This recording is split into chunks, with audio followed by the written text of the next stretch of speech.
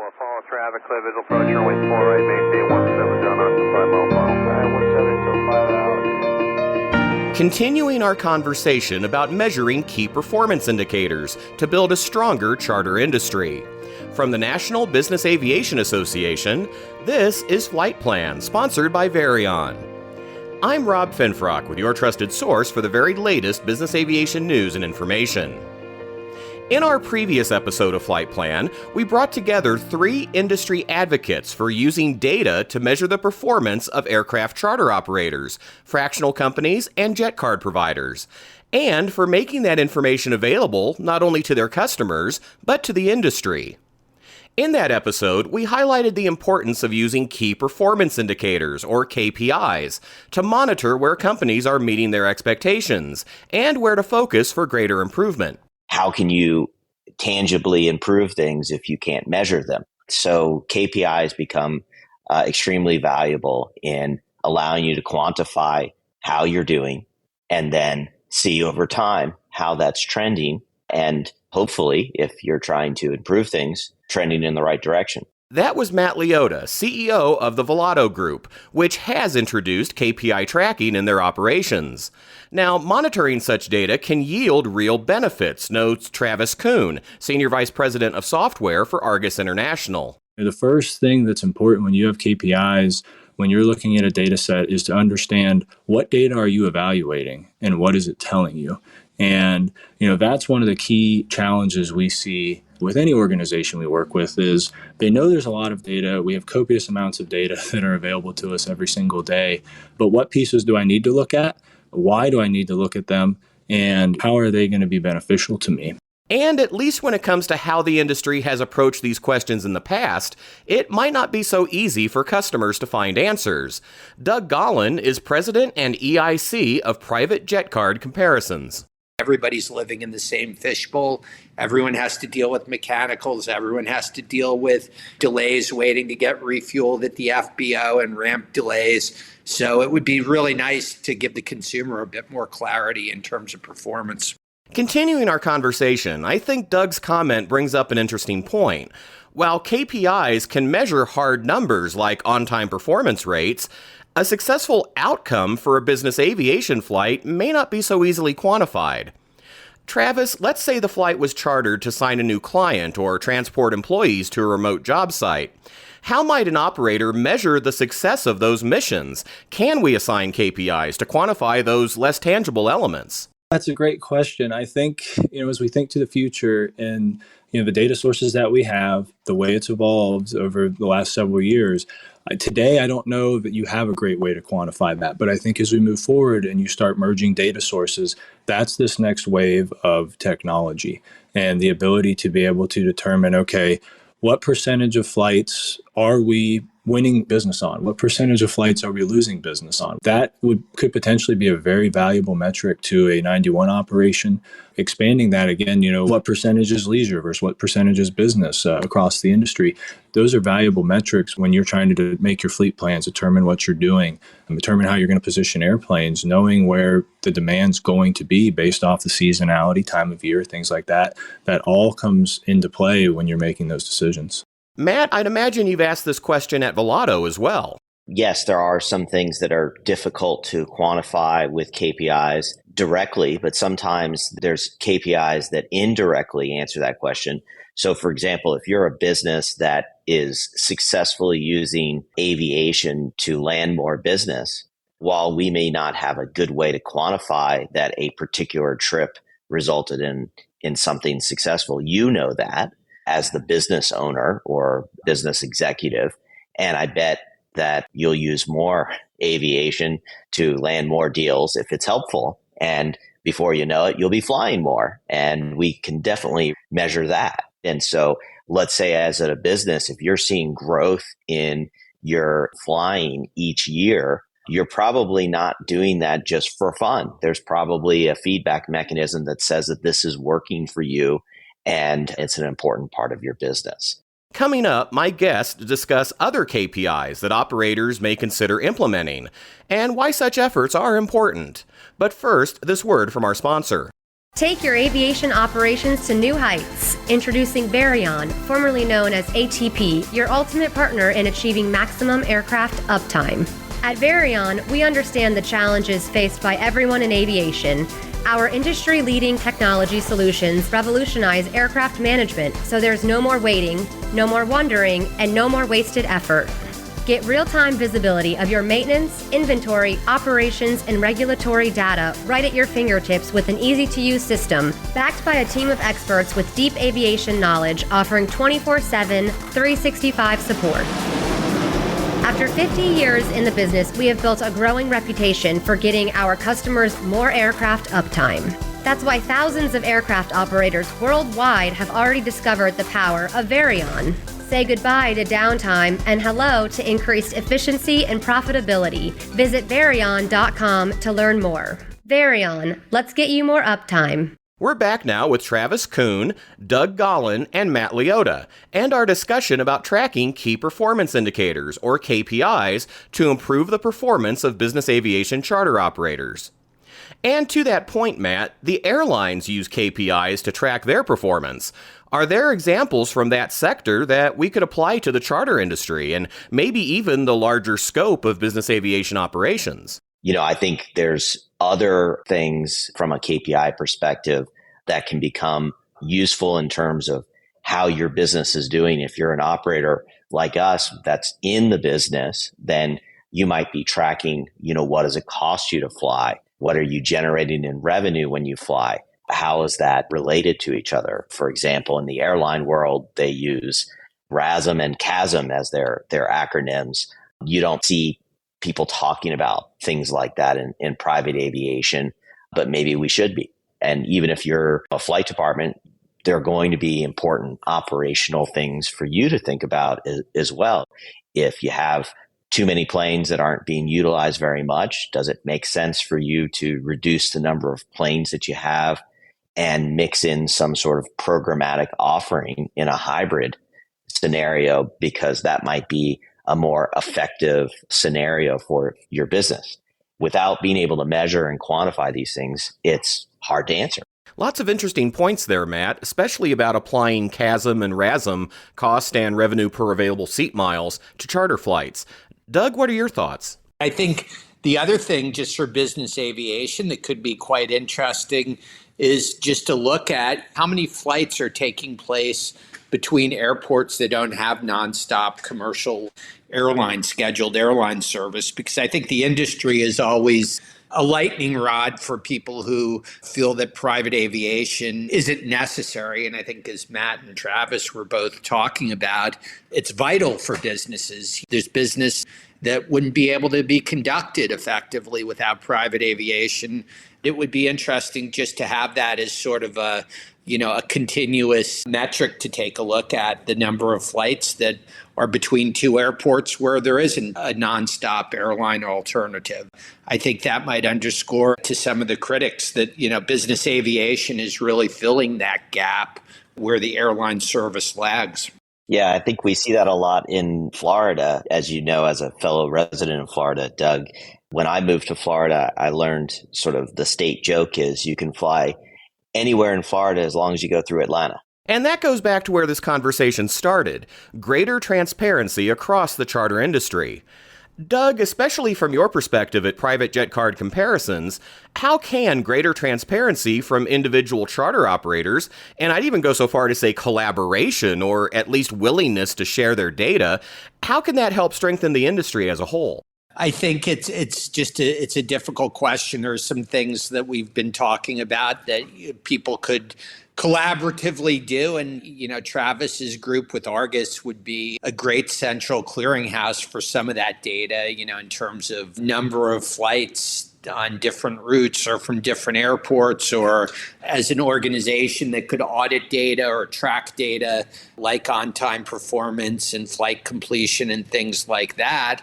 And then the other issue that I don't think we're going to be able to answer on this podcast is that there's now a handful of companies that are publicly traded on the stock exchange. So we see all of their financials, and it's a challenging industry. I think Bob Crandall, the former chairman of American Airlines, said at one point, if you look back since the Wright brothers and you summed up all of the airlines, the profits and losses, the industry had lost money for its first 100 years. And Warren Buffett had mentioned, I think he said, in the first 10 years that he owned NetJets, there were losses. So it's a challenging industry to make money on. And I think one of the challenges right now for the publicly traded companies is their financials are public and most of the industries aren't. But I think the financials are sometimes used as a cudgel by competitors who don't need to report or don't report their financials. And I'm not sure that that's great for the industry. Yeah, being a data guy, I'm always going to be pro data. More data points for me, I'm going to enjoy. But Matt mentioned earlier, the one challenge with that, it can be a double-edged sword. And as we look at the industry, when we assess data points and we look at the challenges that we face, there are certainly things that I think can be done, and we've talked about some of those things. And I think as time goes on, technology evolves, those opportunities, I think, will present themselves as we move forward. But to me, I think the most important thing as we look at the industry, we look at business aviation as a whole, it is just that, it's business aviation. And it's an industry that supports so many businesses, supports so much that goes on in this country and around the world.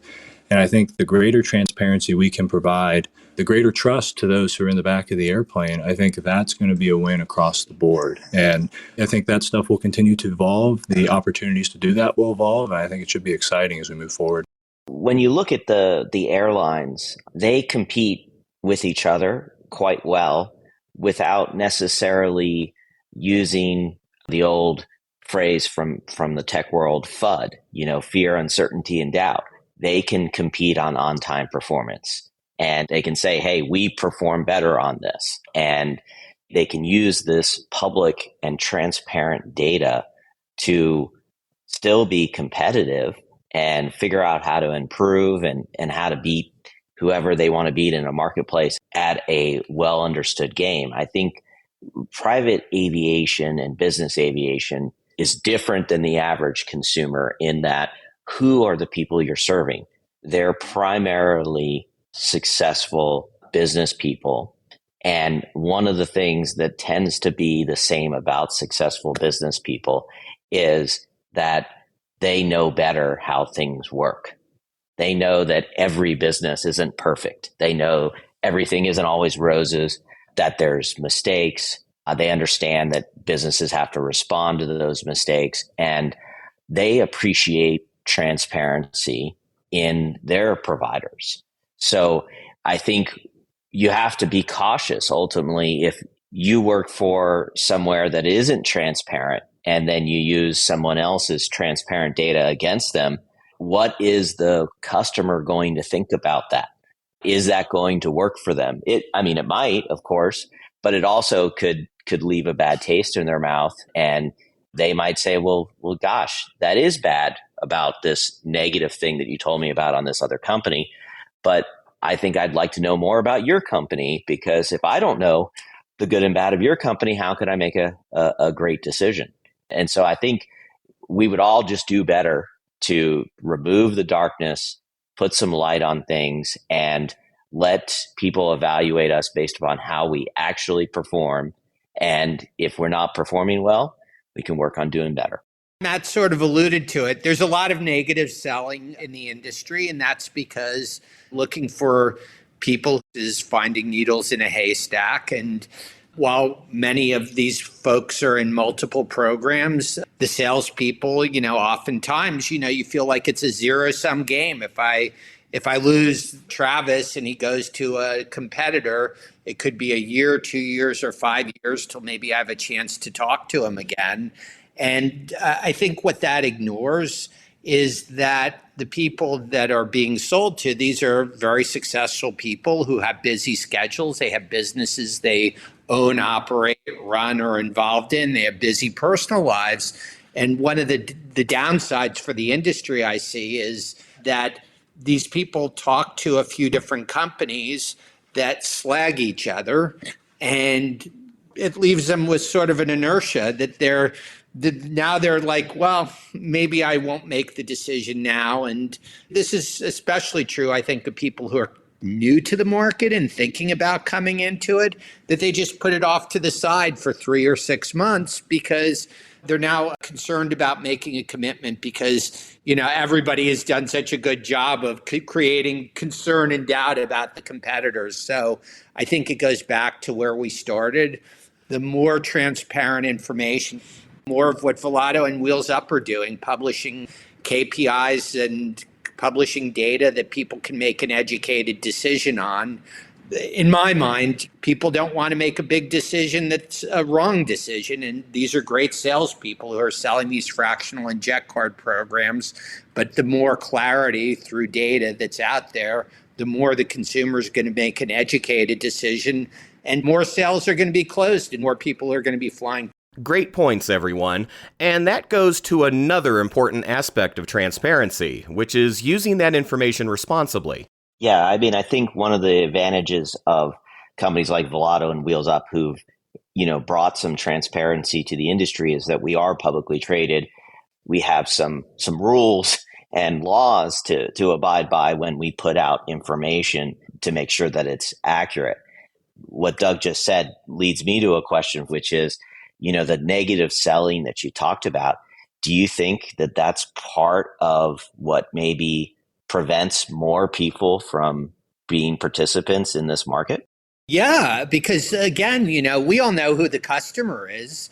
The customer, especially the private company, the auto dealer, the person who has 22 franchises, the person who's visiting 8 states, and wants to do it in 3 days, or all the people who are having a poor experience on the airlines, either the airline cut service to the spoke city they're in, whatever it is. Right now with the airlines, the flights are so full. I hear all the time from subscribers who you can't get 4 or 5 first class tickets or business class tickets on the same flight within North America. So there are a lot of people who really want to come into private aviation. There's an interest.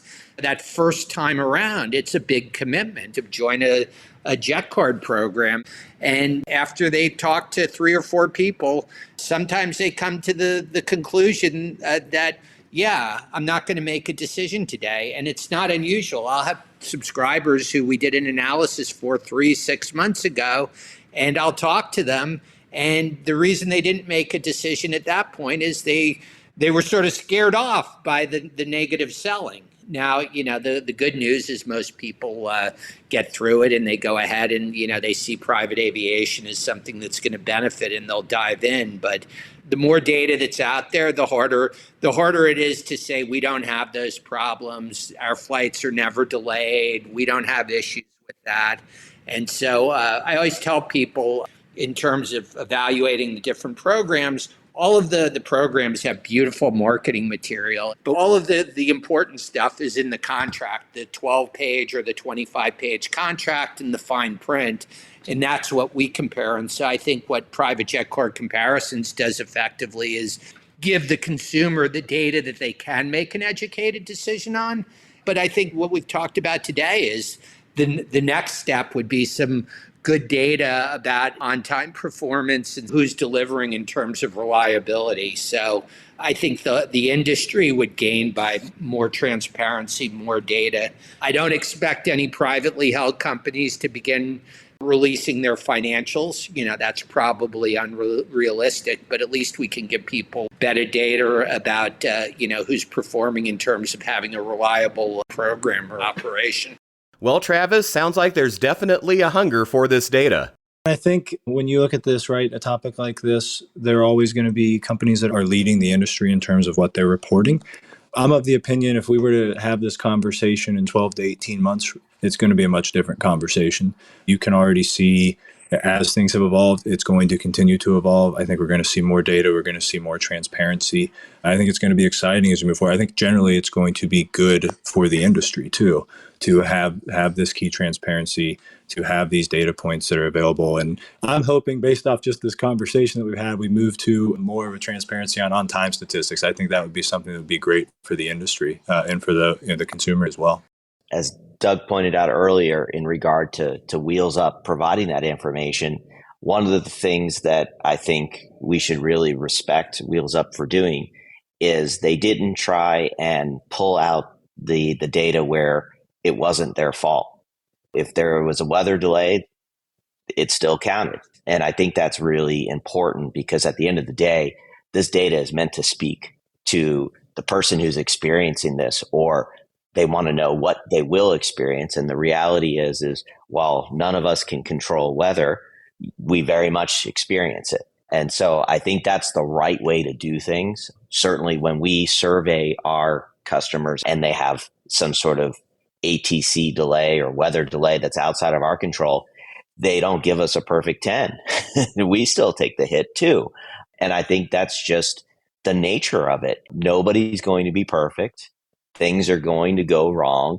And because everybody knows that things are going to go wrong, the fact that you might be doing well and not perfect across the board tells people that you as an organization have some resiliency for when things go wrong. And I think that's important.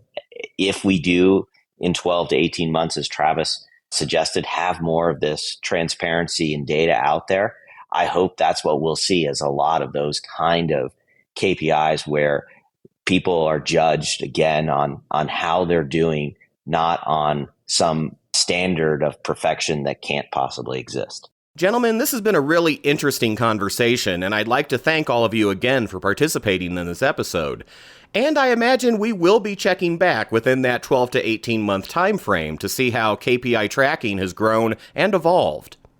Once again, I also encourage listeners to check out NBAA's Aircraft Charter Consumer Guide at nbaa.org/charter guide.